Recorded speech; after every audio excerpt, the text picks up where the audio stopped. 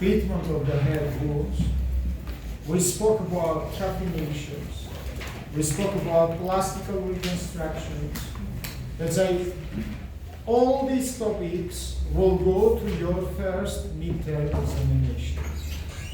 Now we come to the second part of my region. Why you come wait? Maria, come sit down here and here.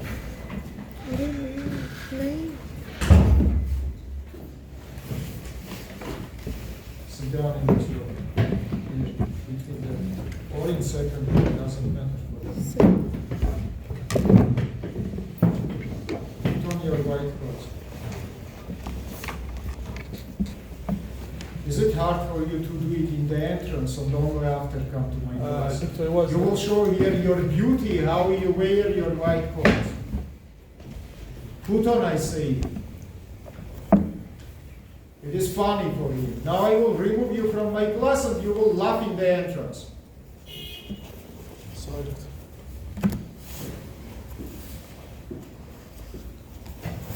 Second region, which we will start to study today, it is the region of the neck.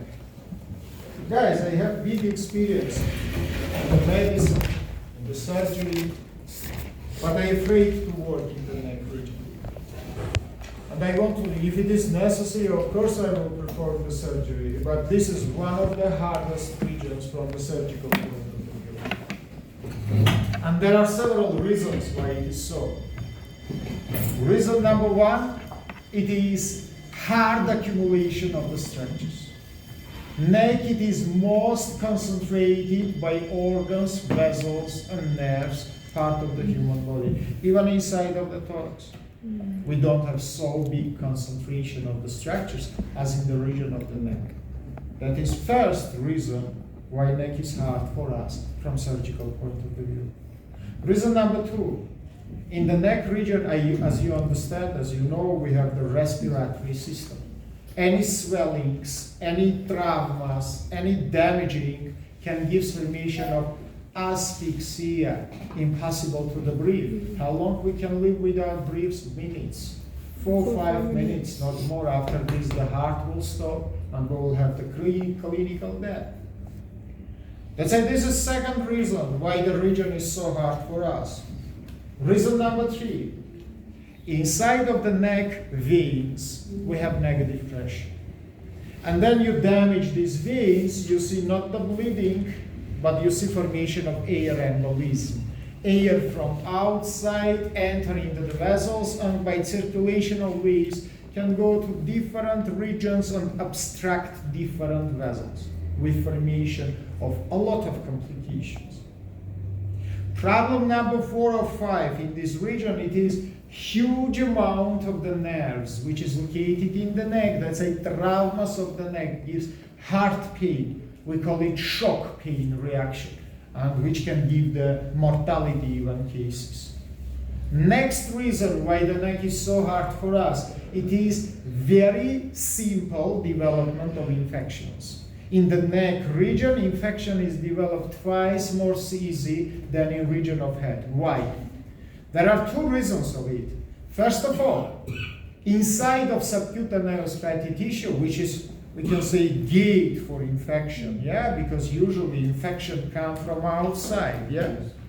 No so many vessels, especially no any arteries. Compare it with head region. Huge amount of arteries inside of subcutaneous fatty tissue. Here in fatty tissue only veins, no arteries. That's arterial supplement is bad. If arterial supplement is bad, of course infections possibility is much more.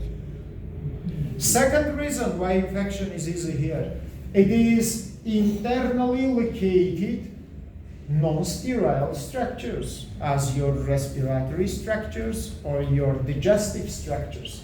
They doesn't have sterile environment. That's an infection in the neck region can have two types of the origin, exo-origin or endo-origin. For example, imagine that your patient has tonsillitis and the infection through the retropharyngeal space spread into the tissues of the neck. We can have two different sources of infection, from outside or from inside. Next specificity of neck, which is make it very hard for us, it is huge amount of interfacial spaces. Huge amount of interfacial. In any other regions of human body, you will not find so many interfacial spaces as in the region of the neck. And what is problematical part of these spaces is continuous or connected space. It means from neck they goes to down, they come to the mediastinum. Infections through this space can spread into downwards. I think it's enough for you to explain that the region is really hard for us, and you must to attract your all attention to understand it and to be ready make some surgical manipulations in this region. Now look to me. First of all, anatomically, neck is bordered from up with head region, from down with the region of the thorax. Upper border you remember very well. Inferior margin of mandible, angle, posterior margin of vertical, mastoid process anteriorly, posteriorly, superior nuchal line, external occipital protuberance. We study it as head region. Now you know that this is not only head, but this is also neck region. Now we come to the lower margin or lower border. Listen me attentively. How it passes. We start by upper margin of jugular notch of the sternum. Then it goes by upper margin of your clavicles up to your acromion. From acromion it is imaginary line up to the tip of the 7 spinous process. Once again, look to me.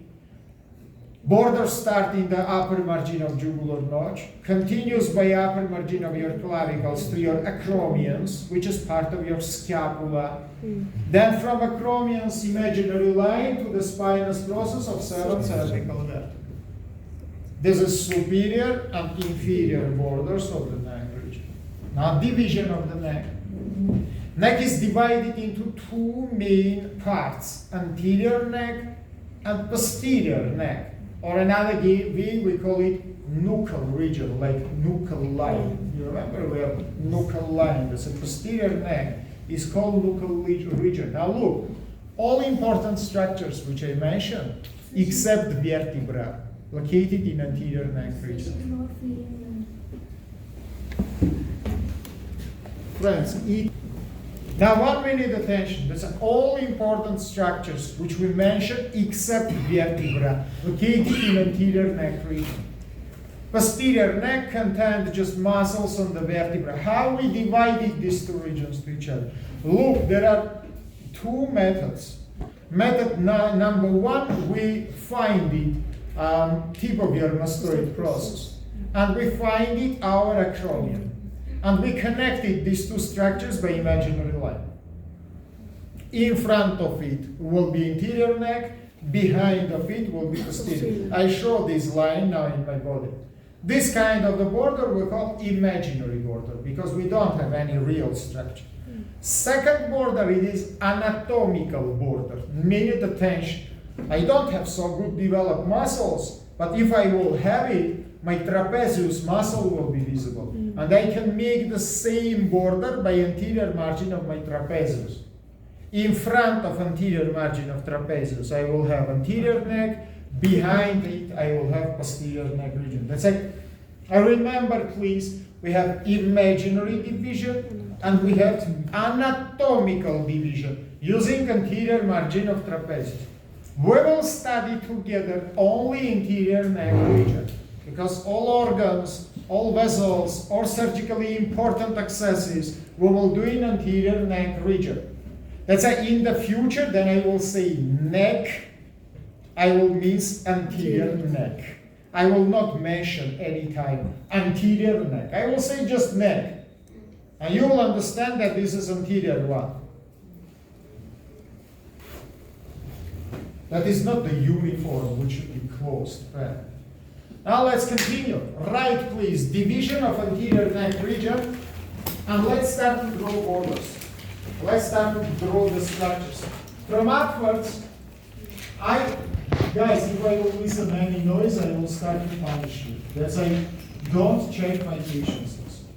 I draw for you guys the jaw and mastoid processes, midline of the neck, and from below the jugular notch of the sternum and clavicles. Simple structures, whichever you can simply draw here.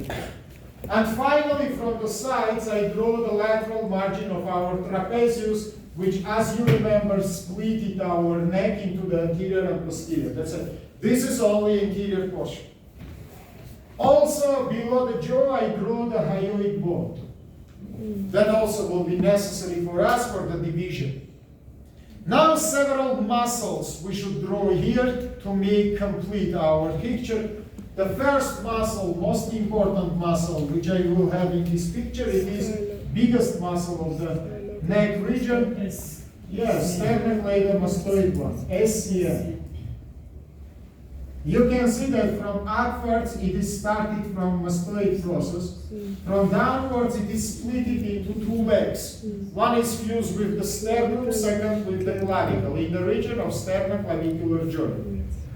Second muscle which I draw, again from our mastoid process. You know it also very well. You see it has the form of W, left. It is a digastricus muscle. As I write, please, here, SCM. And for digastricus 1, put number 2. Number 2, it is posterior belly of digastricus. Number 3, it is anterior belly of digastricus. The digastricus has two bellies, anterior and posterior.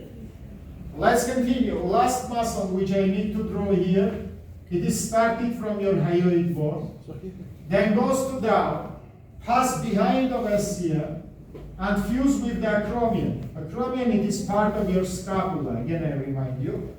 This is muscle number 4 in your picture, and we call it omohyoid muscle. From hyoid bone up to your scapula. Omo in Greek, it is scapula. It's an omohyoid muscle. Now look in this picture, please. We have now several structures which is necessary to describe as the portions of anterior neck. 1 minute attention to me. Below jaw, above the jugular notch, between two SCM muscles, we have part of the anterior neck, part A in my picture, which is called anterior or medial triangle of neck. And so you can see now in the picture, anterior or medial triangle of the neck. What is the borders of it? From right and left sides, it is anterior margins of SCM muscle. From above, anterior border of neck, from below, posterior border of the neck. So all structures is drawn and shown in the picture. Let's continue. Now minute attention again here. Now I mention triangle which is located laterally, and I do it by blue color. If A triangle, it is single triangle, B triangle, it is double triangle, and we call it lateral triangle or posterior triangle of neck.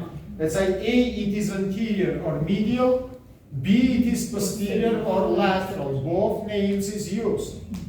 But the borders of it, minute attention to me.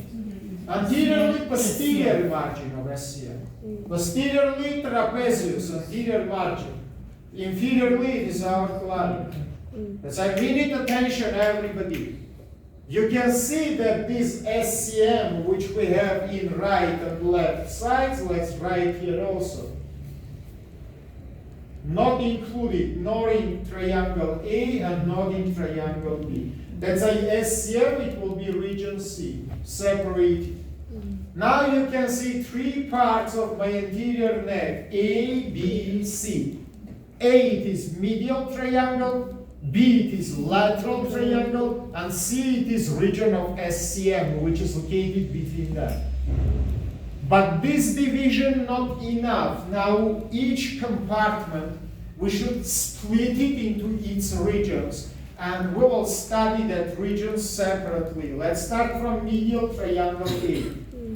Now write or remember everybody, medial triangle A, bihyoid bone, and posterior value of digastricus, split it into suprahyoid and infrahyoid regions. Again, I tell you, all triangle A by hyoid bone and by posterior value of digastricus divided into suprahyoid and infrahyoid. Now look everybody to me. Inside of suprahyoid region you can see triangle A, which is single, and triangle B, which is double. Write and remember small letter A triangle we call submental triangle. Submental triangle. Double letter B triangle we call submandibular triangle. Let's say in your suprahyoid part of medial triangle, we have two triangles. Single submental, double submandibular. Remember it, please, and let's continue. Now we come to infrahyoid region. Here I will put small letter C and small letter D. Both is double. D is double because imaginary midline divided it into two portions. And C1 we call carotid triangle. Many times in previous hour lessons we mentioned this. Normally seated friend, it is not for you the theater. Many times we spoke about these triangles. Then we described, for example, branches of the external carotid artery. For example, I told you many times that facial artery originated in the carotid triangle. Then it come to the head region, as you remember. Let's say, remember, please, triangle C we call carotid triangle. Triangle D we call omotracheal triangle. Omotracheal, because it is between omohyoid muscle and trachea. That's a omotracheal triangle. Now let's make conclusion. Now I can say that inside of my triangle A we have four triangles. Two in suprahyoid, two in infrahyoid compartments. From these four triangles, one is single, another is double. I think it's simple. If it is understandable, let's continue. Now let's come to triangle B. In triangle B, I will put two letters, small e and small f. You can see that E and F divided from each other by omohyoid muscle, yeah? Yes. Right, please. Triangle E we call omotrapezoid triangle. Omotrapezoid. Again, you understand why, yeah? From one side, omohyoid, from another side, trapezoid muscle. That's like omotrapezoid triangle. Triangle F, omoclavicular triangle. Everything is logical. Yes. From one side, omohyoid, from another side, clavicle. Now we make complete division of anterior neck into triangles. 4 in A triangles, 2 in B. By the way, in B triangle, both is double, of course. Yes. Both is double. 1 minute attention to B. Also, we make subdivision for SCM muscle also. After that, we will study it, it will be important. Look how we divided SCM. SCM divided into two parts by this point. As you can see, this is cross point between SCM and omohyoid. By this cross point, SCM is divided in upper 2/3 and lower 1/3.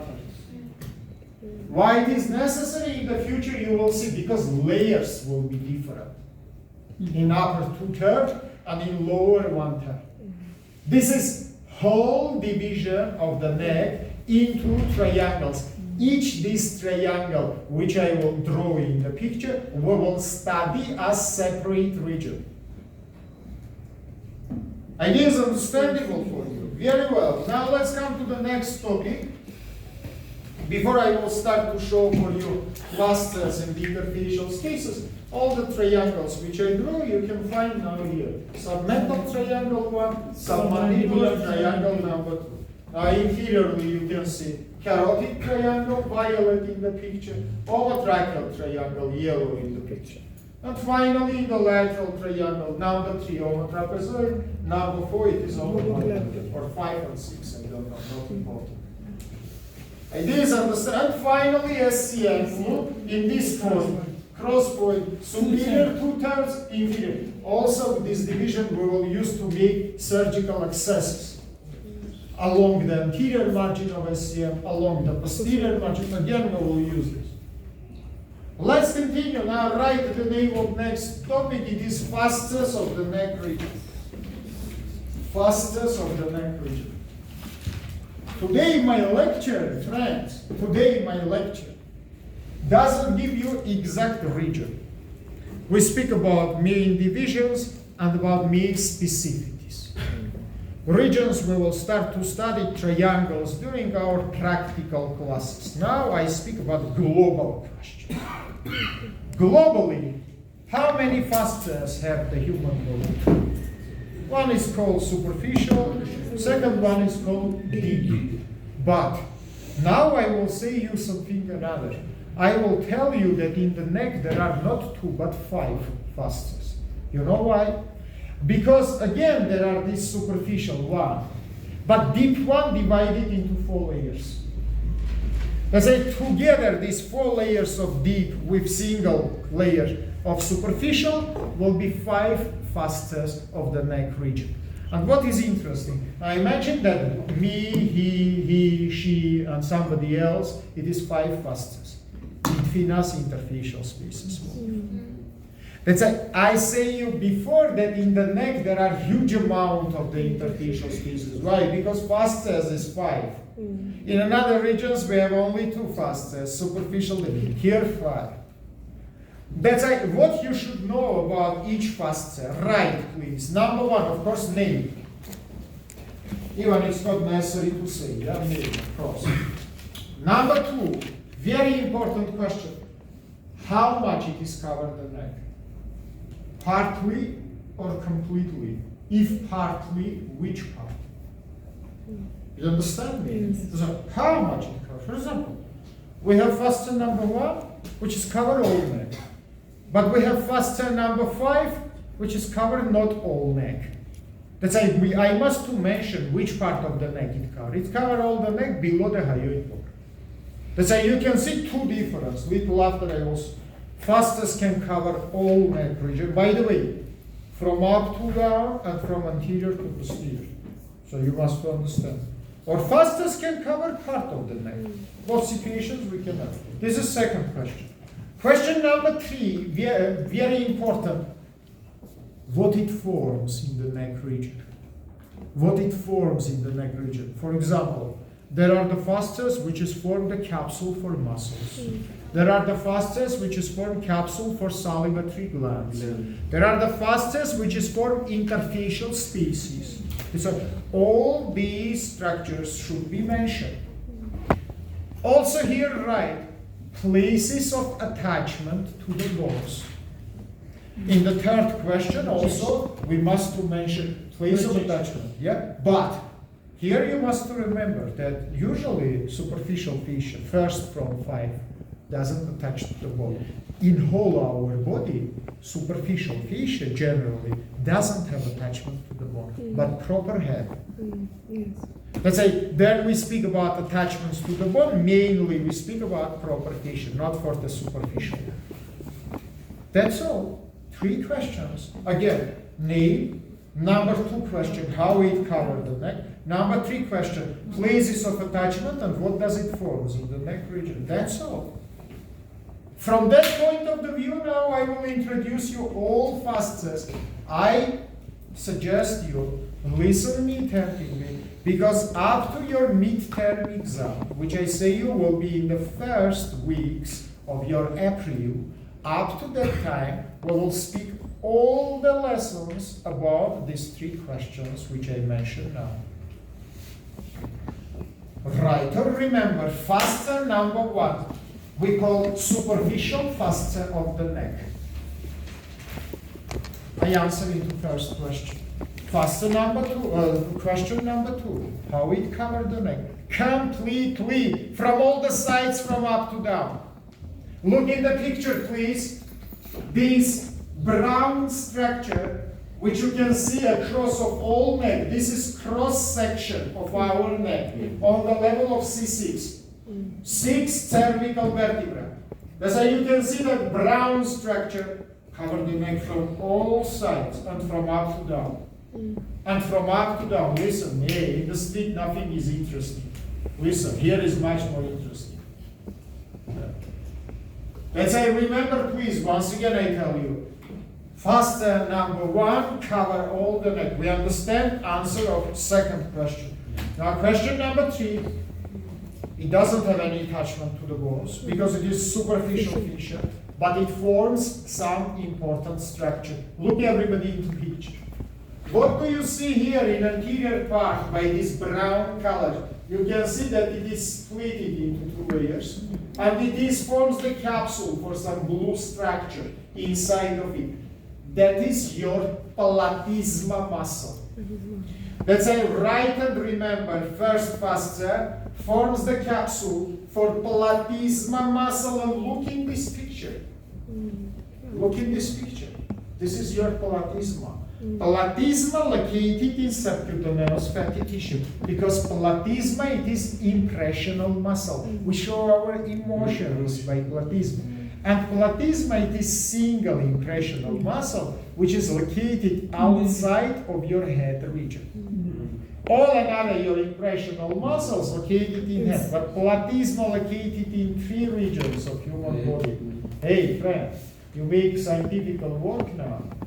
I am happy that you write, but it will be much more better than you if you will listen.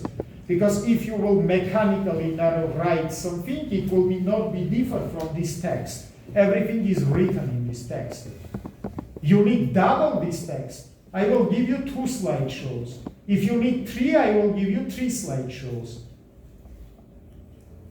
Meaning of the lecture, not to mechanically write, but to listen, understand. Because after in your home, you will open this text and read it. If you will not understand it now, it will be ununderstandable for you in your home. That is the meaning of the lecture, not mechanical writing. Let's say once again, look to me. Platysma located in 3 regions of human body: head, neck, and thorax. Platysma will reach approximately level of your 3rd rib. Let's say, remember please, now I answer in all questions about first fascia. Name, superficial fascia of neck. Number 2, it covers all the neck from all the sides. Number 3, it forms the capsule for the platysma. Nothing more. This is single function of first fascia in the neck region. Let's continue. Right, please. Fascia number 2. Only name, write and then listen. If you want, you can write also, guys. I don't say it is forbidden. Do what do you want, but much more important, understand me. If at once you can do the both works and listen and write, I cannot do it, for example.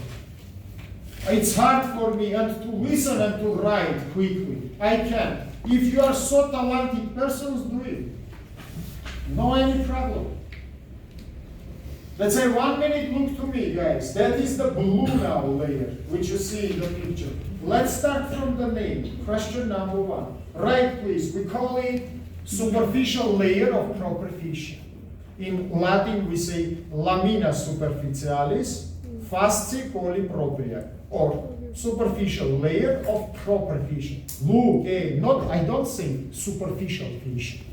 Superficial fascia is first one. I say superficial layer of first fascia. Do you remember I say you before that from 5 fascias, first is superficial, another it is layers of deep.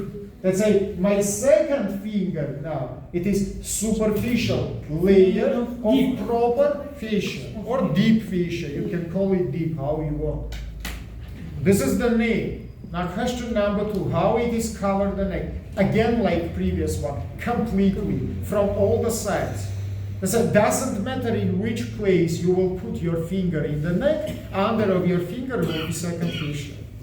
So second fascia cover all neck, from up to down, from anterior to posterior. Question number 3, places of its attachment to the bone. Very important question because it is necessary for surgery. Now listen me attentively. It is attached to all bone borders of neck region, and superior and inferior. Do you remember I tell you inferior margin, mastoid process, nuchal line, jugular notch, clavicle, acromion, of course not imaginary line after. But all bone borders will be place of attachment of this fascia, but not only. Now look please here, it is attached to all spinous processes of cervical vertebrae. All spinous processes. But it's also not enough. Now look in the picture.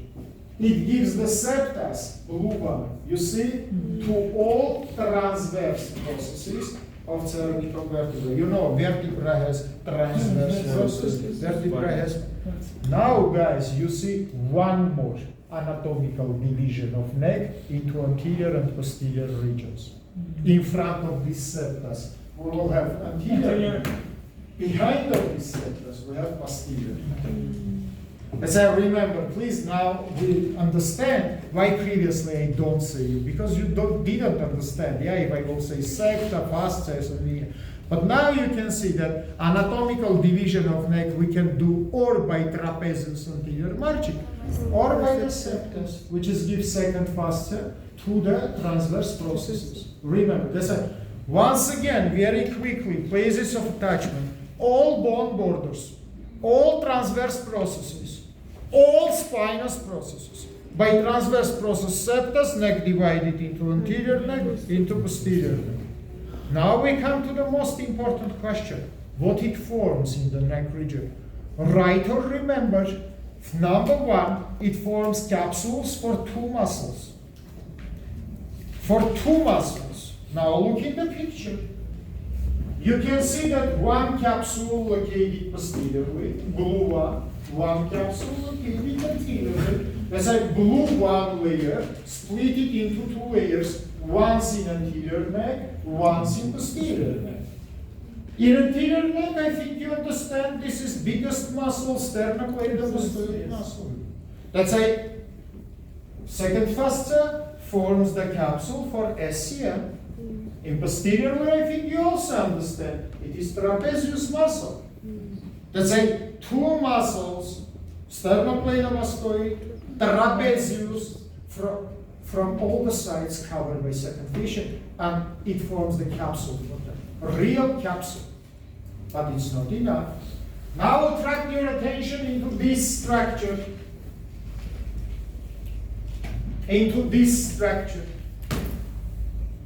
This is your submandibular salivary gland. It's much more better visible in this picture. You can say me why in cross section it's invisible, because it is C6. It is located much more up. So right, please. Third structure which it forms, it is the capsule for submandibular salivary gland. That's why second fascia cover not only muscles, but it cover one gland. By the way, critically important surgical structure. I will say you one. Imagine that Hamza, it is our salivary gland. Can I say it? Yeah. Thank you very much. Now he will be covered from all sides with second fascia, which will form the capsule for him. Capsule. But inside of this capsule, except Hamza, will be facial vessels. Facial vein will be in front, facial artery will be behind. You understand? That's a biggest arteries of the head region before come to your head. Has inside of the capsule of salivary gland. It can has huge important surgical meaning. By the way, if you will look in this picture, you will see these structures. Yes. Vein is located in front. Artery is visible only above the gland. Because on the level of gland, it is behind the gland. You cannot see. What is practical meaning of this? Touch wood, imagine that salivary gland is inflamed. And this is usual problem. Adenitis, inflammations of salivary. vessels can be involved inside of this inflammation. And we can have the secondary bleeding. Pus can perforate the vessel walls and can form the bleeding. Very dangerous problem because it can give formation of sepsis. Pus can pass inside of the vascular lumen. And this is the situations which I mentioned for you before. I told you that inflamed vessels impossible to ligate. Ligature cut the wall. In that case, you must open the facial artery before it is come to his capsule in carotid triangle. And ligate it, we call it ligation in distance. Ligation in distance. As I remember, please, once again, second fascia cover 2 muscles and cover 1 gland. But it's also not enough. After you will see that second fascia also forms spaces in the neck. Open the brackets and write, please. Second fascia forms all non-connected spaces of the neck. In the brackets write, there are 5 spaces, and all 5 forms by second fascia. By the way, here in the bracket write, please, from these 5 spaces, 2 will be formed only by second fascia. 3 will be formed by second and third fascia together. That's like all non-connected spaces of neck forms by second fascia, but 2 only by second, 3 by second and third fascia together. Example of 2 first you have, I told you before. First one, it is SCM space. Second, it is submandibular gland capsule. We call it saccus cecus hilomandibularis, or capsule of submandibular gland. What does it mean? I am the fascia. He is the structures which is near the capsule. I come to him, little bit far from him, 1 to 2 centimeters. I split it into 2 layers.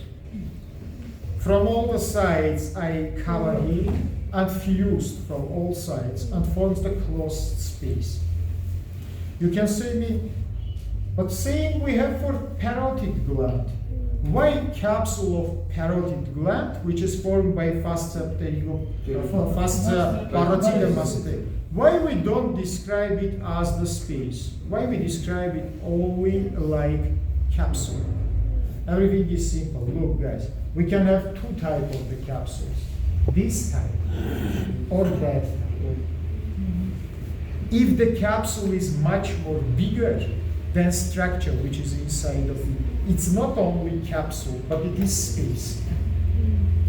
But if capsule size only enough to have the structure inside of it, it is only capsule. In case of parotid gland, we have only capsule. In case of submandibular gland, we have space. Because just now I show for you that inside of it, except the gland, there are some other stuff. After you will see another structures also. Samely inside of SCM capsule, a lot of space between something like this. Very big capsule and small muscle inside of it. So that is space. You can ask me why this space is non-connected. Simply, guys, from all the sides it is closed. It doesn't have communication to any other region. Which space we call connected? Remember forever, during all your life, space which is from one region, go to another region.